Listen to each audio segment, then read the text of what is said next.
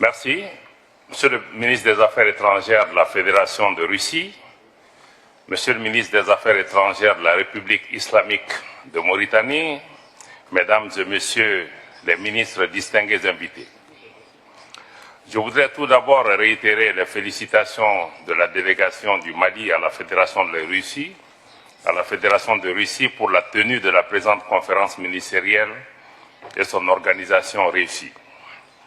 Je suis heureux de noter que la quasi-totalité des engagements pris lors du sommet de Saint-Pétersbourg ont été exécutés ou sont en cours d'exécution aussi bien sur les questions humanitaires, de renforcement des capacités que dans le domaine des investissements, dans les secteurs stratégiques comme l'agriculture, l'énergie, les mines, les infrastructures, voire des secteurs de pointe comme l'exploitation spatiale aux fins de télécommunications, mais aussi de contrôle de nos territoires. Concernant mon pays, le Mali, c'est avec un grand plaisir que je confirme que conformément aux annonces faites lors du second sommet, le Mali a bénéficié d'une solidarité remarquable de la Fédération de Russie dans le domaine de la sécurité alimentaire, de l'humanitaire, mais aussi dans le domaine de l'enseignement supérieur. Je voudrais me réjouir de l'opérationnalisation du mémorandum d'entente sur la coopération dans le domaine de l'énergie qui a permis le lancement de la construction de centrales photovoltaïques qui permettront de répondre de manière significative aux besoins en électricité de mon pays. D'autres mesures en cours de finalisation permettront de consolider, nous l'espérons, la souveraineté économique du Mali. En matière de défense et de sécurité, la Russie poursuit ses appuis au Mali en vue de parachever la montée en puissance des forces de défense et de sécurité à travers la fourniture en équipement, notamment les vecteurs aériens et la formation du personnel militaire. Le renforcement de la coopération entre le Mali et la Russie repose sur les relations politiques et diplomatiques exceptionnelles entre nos deux pays. Notre convergence de vues sur de nombreuses questions internationales raffermit davantage le lien spécial qui unit nos pays fondé sur une solidarité sincère, un respect réciproque, mais un partenariat mutuellement bénéfique également. La Russie, votre pays et les pays de la Confédération des États du Sahel subissent hélas un acharnement politique, diplomatique et médiatique. Je réitère notre entière solidarité et notre présence à vos côtés pour faire face ensemble à cette hostilité contre-productive. La Confédération des États du Sahel, en plus des actes d'hostilité, fait l'objet d'actes d'agression désormais assumés. Comme vous le savez, mesdames et messieurs, l'Ukraine revendique publiquement, presque fièrement, son soutien multiple aux groupes terroristes opérant au Sahel et dans mon pays en particulier. Face à la gravité de cette agression caractérisée et en attendant la réaction du Conseil de sécurité des Nations Unies, s'il y en a, suite à sa saisine conjointe par le Mali, le Burkina et le Niger, le Mali a pris des mesures conservatives, notamment la rupture de ses relations diplomatiques avec l'Ukraine. Le gouvernement a également alerté contre toute tentative de déstabilisation du Mali par l'Ukraine, avec le concours des pays de la région, étant entendu dans ce contexte que tout soutien à l'Ukraine sera considéré comme un soutien au terrorisme international. Monsieur le Président, nous ne sommes pas dupes. L'action néfaste de l'Ukraine n'est que la partie visible de la déstabilisation et de la prolifération des groupes terroristes dans le Sahel, avec l'appui de sponsors étatiques étrangers d'Afrique et d'ailleurs, visant à briser la dynamique d'autonomie et de reprise en main de leur pays, dynamique engagée par les populations et les dirigeants du Burkina, du Mali et du Niger. Le Mali remercie les pays qui ont manifesté leur solidarité dans sa lutte contre le terrorisme, le néocolonialisme et l'impérialisme qui, retenons-le, n'épargnent personne. Et c'est pouvoir compter sur l'esprit de justice, de paix et de fraternité de tous les pays.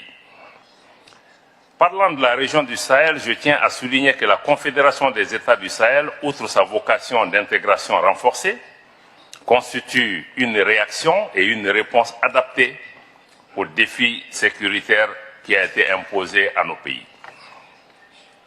Ainsi, après la mise en place d'une alliance défensive et d'assistance mutuelle qui a remporté d'importants succès militaires, depuis sa création le 16 septembre 2023, les présidents Traoré du Burkina, Goïta du Mali, Tchani du Niger ont décidé de renforcer l'intégration de ces trois pays à travers la création le 6 juillet à Niamey de la Confédération des États du Sahel qui couvre les domaines de la défense, de la diplomatie et du développement.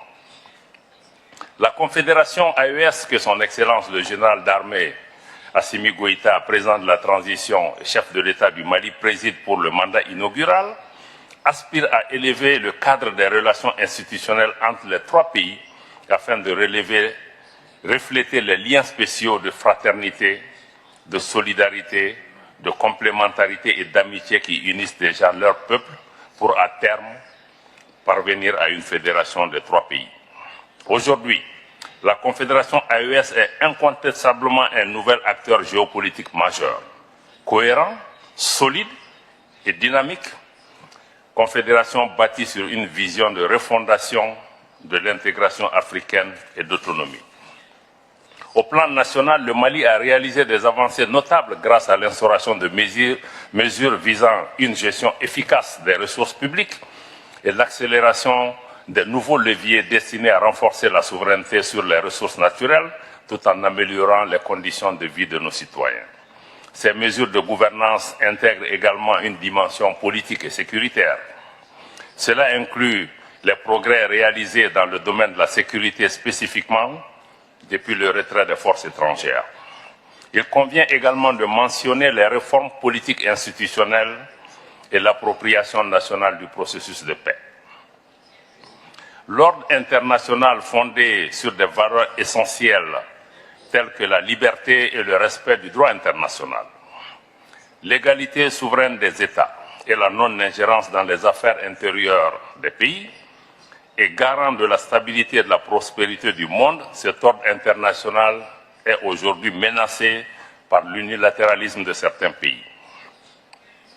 La crise de la gouvernance mondiale, ou si vous le voulez, la crise du multilatéralisme a des répercussions significatives et complexes sur la souveraineté de nos États.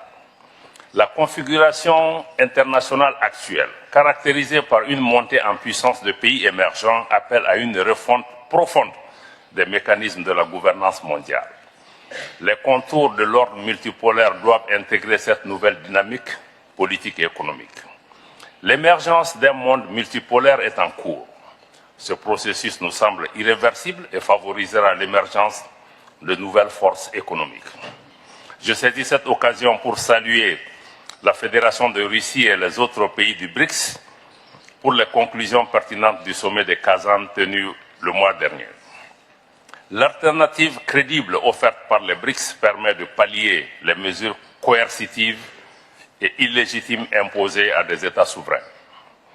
Les doubles standards, y compris les sanctions à géométrie variable, érodent la confiance dans la gouvernance mondiale actuelle. Cette conférence ministérielle doit permettre une évaluation de la mise en œuvre des engagements issus du second sommet. Elle doit également permettre de tracer les perspectives pour raffermir notre partenariat et proposer des pistes pour l'avenir. Le changement auquel nous aspirons à travers ce partenariat passe nécessairement par un engagement accru des pays africains afin que chaque partie prenne toute sa part dans la mise en œuvre d'un partenariat vertueux, respectueux, mutuellement avantageux et un partenariat d'égal à égal. Vive la coopération entre l'Afrique et la Russie pour l'avènement d'un monde en paix, stable, juste et équitable. Je vous remercie.